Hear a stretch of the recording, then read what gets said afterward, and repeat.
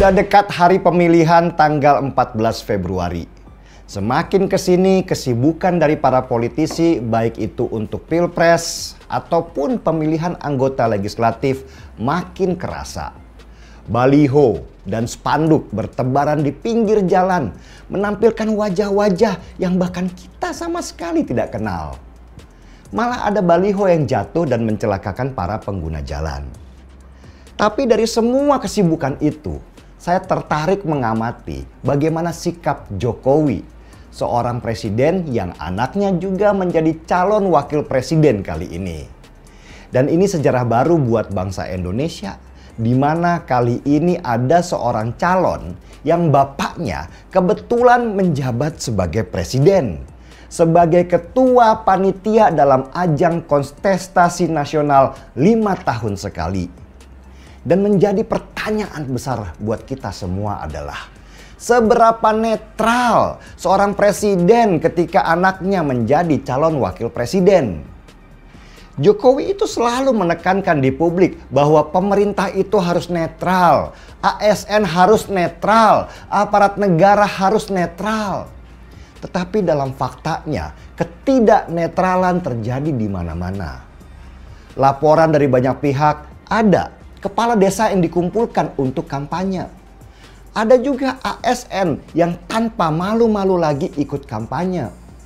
Bahkan akhirnya presiden sendiri turun tangan langsung untuk ikut kampanye. Ya gimana lagi, dia kan seorang bapak yang anaknya ikut nyalon. Masa nggak mau kampanye? Itulah kenapa nepotisme dalam penyelenggaraan pemerintahan itu berbahaya sekali. Karena sulit bisa netral ketika ada kepentingan keluarga, saudara, juga kerabat dekat istana. Tapi yang lebih menarik buat saya adalah, untuk apa presiden turun langsung kampanye? Bukankah pasangan calon 02 yang didukung oleh presiden itu pede bahwa pemilu kali ini satu putaran dan dimenangkan oleh mereka? Kalau sudah yakin menang, kenapa mesti gelisah? Dari informasi yang saya dapat, ternyata kenyataannya nggak begitu. Propaganda satu putaran yang digaungkan oleh tim suksesnya Prabowo Gibran itu tidak akan jadi kenyataan. Bahkan suara mereka sejak debat itu turun drastis. Swing voters yang sempat tinggi sekarang sudah mulai memilih dan tidak ke mereka karena performa negatif Prabowo dan Gibran waktu debat. Karena itulah survei-survei bayaran yang nggak jelas terus dikeluarkan untuk membentuk opini kemenangan. Jokowi juga turun tangan dengan terjun langsung bagi-bagi bansos sekaligus mempromosikan bahwa dirinya adalah bapaknya Gibran, calon dengan nomor 02. Jokowi pasti memegang data real di lapangan bahwa suara Prabowo Gibran nggak mungkin bisa menang satu putaran. Bahkan cenderung turun drastis. Dan suara Ganjar Pranowo naik karena mendapat limpahan dari para swing voters yang dulu pendukung Jokowi dan tidak mau ke Anies.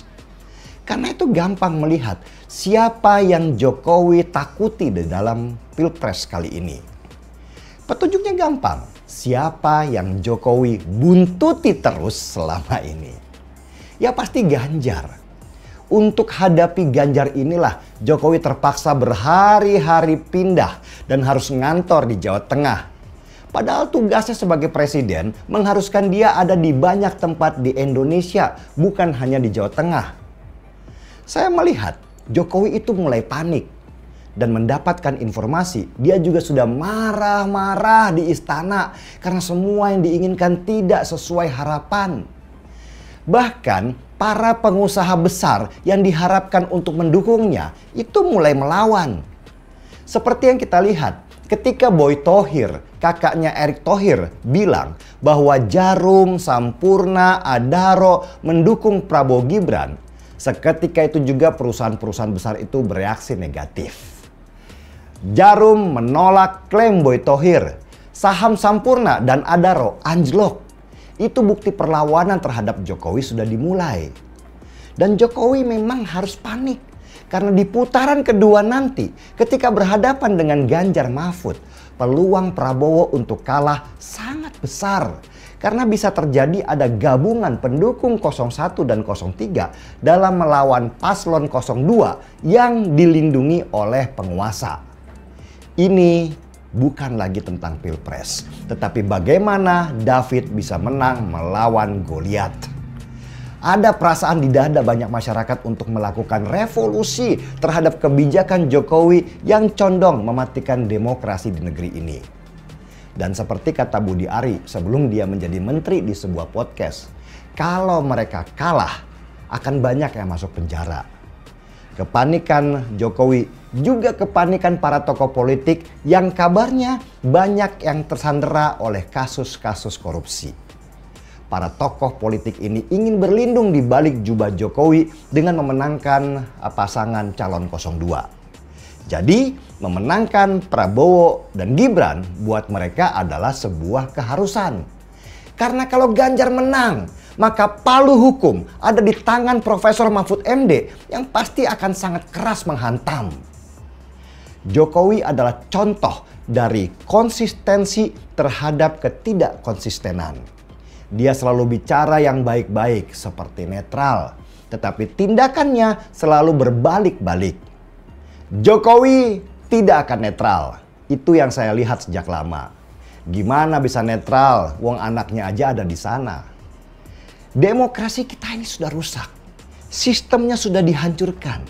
Yang perlu kita lakukan sekarang adalah perlawanan untuk memenangkan pasangan calon yang akan memperbaiki sistem ini kembali ke rel yang benar. Salam perlawanan. Saya seruput dulu kopinya kawan.